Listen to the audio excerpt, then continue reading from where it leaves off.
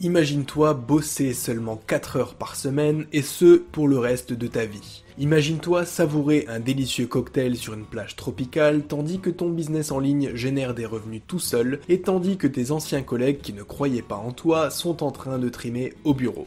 Et je sais ce que tu vas dire, c'est génial mais est-ce que c'est bien réaliste? Et tu vas le voir, la réponse est oui. Salut à tous et bienvenue sur eBook, la chaîne de podcast où on vous résume des livres sur le dev perso et le mindset. Contrairement à son titre qui prône un peu l'oisiveté, ce livre est un condensé de connaissances et il offre beaucoup de contenu. Ça n'est pas pour rien s'il a été publié dans 36 pays différents et vendu à plus de 2 millions d'exemplaires dans le monde. Tim Ferriss n'a d'ailleurs plus rien à prouver en termes de carrière puisque c'est un entrepreneur à succès, qu'on parle de ses business en ligne ou de ses autres livres qui ont fait le tour du monde, comme par exemple Les outils des géants, qu'il a écrit en 2016. Concernant la semaine de 4 heures, c'est un livre que j'ai beaucoup aimé et aussi qui est riche en contenu. C'est la raison pour laquelle on va découper ce résumé en deux parties, en deux podcasts différents. Dans le premier, donc dans celui-ci, on va parler des idées générales du livre, il n'y aura pas de plan ou de structure particulière, mais on va décrypter un peu le mindset de l'auteur, et dans le second, on plongera plus en profondeur dans 6 concepts clés qui vont t'aider à te bâtir une véritable semaine de 4 heures. Mais ne sois pas trop pressé et ne saute pas tout de suite sur la seconde partie, il vaut mieux voir la première avant pour être sûr de tout comprendre. Ceci étant dit, tu commences maintenant à savoir comment on fonctionne ici, donc si le concept t'intéresse, alors abonne-toi et active la cloche. Ça aide au référencement et de cette façon tu seras au courant des sorties de mes prochains podcasts. Travailler seulement quelques heures par semaine, gagner des millions et adopter le lifestyle d'un web entrepreneur. Tu as forcément déjà entendu parler de ça parce qu'on entend pratiquement que ça sur les chaînes un peu business dev perso. Et en effet, c'est plutôt alléchant. Et pas seulement en termes de revenus, mais aussi en termes de liberté. Dans l'exemple de quelqu'un qui a un business en ligne, il peut bosser depuis n'importe où dès lors qu'il a une connexion internet et peut gérer son emploi du temps comme il le souhaite. Avec la crise du Covid, de plus en plus de personnes désirent faire du télétravail précisément pour avoir ce type de liberté. Après tout, c'est quand même reposant de se dire qu'on peut aller faire une course pendant la pause de midi, qu'on peut dormir plus longtemps et s'épargner plusieurs heures de transport. Parce que quand on y réfléchit bien, c'est une perte de temps sèche. On vit depuis la pandémie une grosse transformation de l'économie mais aussi des mentalités. Sur le marché actuel, il est indispensable d'avoir un diplôme et le parcours de vie de la plupart des personnes est en fait tout tracé. On va à l'école, on obtient nos examens, puis on décroche un CDI, puis on évolue au sein de la boîte, puis éventuellement on part en retraite. Même si ça reste marginal, on se rend compte que la tendance change. La plupart des gens ont un métier qui leur permet théoriquement de télétravailler et de plus en plus d'entrepreneurs recrutent des personnes en freelance sur la base de leur expérience plutôt que sur leur éducation. C'est ce que les anglo-saxons appellent la gig economy, donc une économie basée sur le freelance, sur l'empilement de plusieurs petits contrats courts, plutôt que sur un job permanent. Ça arrange la personne en freelance parce qu'elle gère ses missions comme elle l'entend, sans avoir besoin de pointer bêtement au bureau, et ça arrange les entreprises parce qu'elles sont de plus en plus frileuses à embaucher. Ici, elles améliorent leur productivité tout en gagnant du temps. Dans cette gig economy, beaucoup de tâches sont déléguées à des personnes à leur compte qui bossent pour toi sur demande et depuis l'autre bout du monde. Si je t'avais parlé d'un tel modèle de société il y a 10 ou 15 ans, tu m'aurais dit que j'étais complètement fou. Malgré les problèmes que le Covid a générés, il a au moins eu le mérite de permettre le développement de ce système-là, et on se rend bien compte que la plupart des gens bossent mieux depuis la maison. Ça leur fait gagner du temps, de l'énergie et aussi de l'argent en termes de frais de déplacement. Sans compter les bienfaits sur l'environnement, évidemment.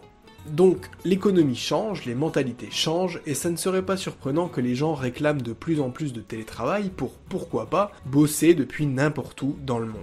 Donc, à la lumière de l'actualité, le contenu du livre La semaine de 4 heures fait d'autant plus de sens. Le livre date pourtant de 2007, et Tim Ferriss avait en quelque sorte anticipé toute cette gig economy. La transition avait déjà un peu débuté à ce moment-là, mais elle était loin d'être ce qu'elle est aujourd'hui. Parce que l'un des postulats de Ferriss, c'était de dire que n'importe qui pouvait générer un business qui se gère en automatique et qui nécessite très peu de temps de gestion.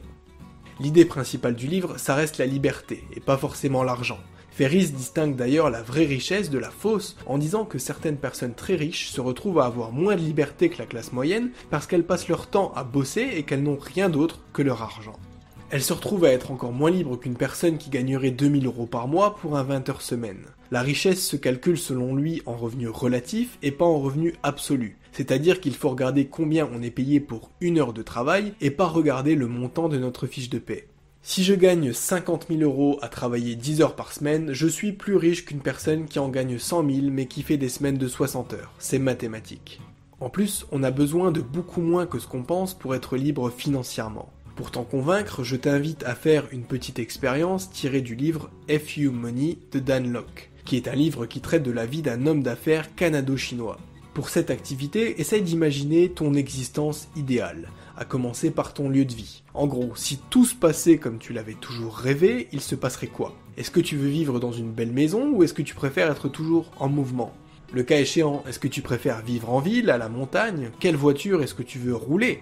Essaye de matérialiser le lifestyle que tu veux et de chiffrer le coût annuel que ça aura. N'oublie pas d'évacuer tout ce qui est superflu, comme les vêtements de luxe et les sorties incessantes en boîte de nuit, et même redéfinir ce qui est superflu ou non. Par exemple, si tu veux t'improviser digital nomade, que c'est ça le lifestyle que tu veux, tu n'auras ni besoin d'une belle voiture, ni d'une grande maison. Le fait est que pour la plupart des gens, ça ne coûtera en fait pas si cher que ça. C'est sûr que certains désireront un style de vie à plusieurs millions, mais en réalité, avec 2000 € net par mois, tu peux déjà faire beaucoup de choses. C'est là que Ferriss distingue les frugalistes des nouveaux riches. Les frugalistes sont des gens qui partent à la retraite de façon anticipée et qui économisent quasiment tout l'argent qu'ils gagnent en adoptant un mode de vie simpliste. Les deux ont une grosse différence de mindset et dans la façon de voir les choses. Les frugalistes sont centrés sur eux-mêmes et leurs économies et de leurs propres mots, ce sont des gens qui veulent travailler pour eux-mêmes. Les nouveaux riches, eux, veulent que d'autres personnes travaillent pour eux, ils veulent gagner de l'argent et se libérer du temps. Car encore une fois, il ne s'agit pas que de possessions matérielles.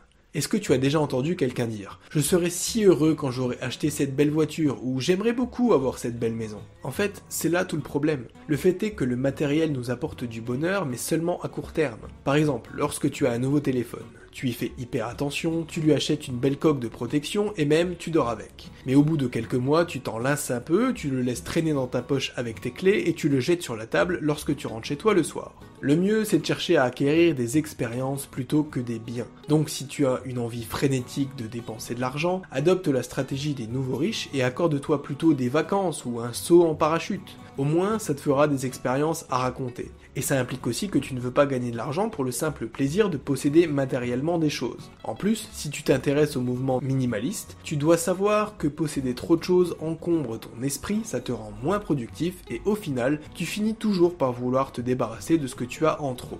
Donc tu jettes ou tu vends à perte, ce qui n'est pas franchement intéressant. Le marketing est fait pour que tout ce que tu achètes paraisse démodé à courte échéance, mais que tu aies l'impression de faire une bonne affaire à cause de la promotion fantastique qu'on t'avait proposée. Il y a des choses dont tu vas devoir admettre que tu n'en as pas besoin, et c'est aussi pour ça que c'est si difficile de faire partie des nouveaux riches. La plupart des gens n'aiment pas les gens riches, pas plus que les gens qui espèrent beaucoup de résultats pour peu d'efforts fournis. Quand tu commences à faire de l'argent ou à montrer que tu veux en faire, ton entourage va te mettre une sorte de pression. Soit on va te dire que tu es matérialiste et que tu devrais arrêter, soit on va t'inciter à acheter une maison, une voiture ou encore le dernier iPhone. Après tout, tu as les moyens. Et ça marche aussi dans l'autre sens. Il n'est pas moralement acceptable de travailler moins que la moyenne tout en générant de plus en plus d'argent.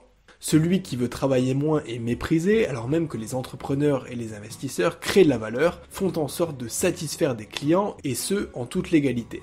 En plus, avoir une semaine de 4 heures, ça implique de déléguer énormément de travail, donc ça va créer des emplois, ou en tout cas aider des freelancers à se lancer, à générer de l'argent et à se forger une réputation. Ferriss va même jusqu'à suggérer dans son livre de prendre un assistant virtuel pour développer l'habitude de déléguer. Ça va en fait t'acclimater avec le fait de donner des tâches à quelqu'un d'autre et de manager cette personne à distance. L'auteur ne parle même pas de comment mieux gérer son temps, parce qu'en fait, le meilleur moyen pour lui pour ce faire, c'est de tout déléguer et dans le fond, il n'a pas tort. C'est une façon d'accomplir des trucs productifs 24 heures sur 24, 7 jours sur 7, et ceci sans se surmener. C'est donc sans surprise qu'il traite aussi de la loi de Pareto, donc la fameuse loi 80-20, qui dispose que 80% de tes efforts fournissent 20% seulement de tes résultats, et inversement, que seulement 20% des choses que tu fais te génèrent la majeure partie de tes résultats.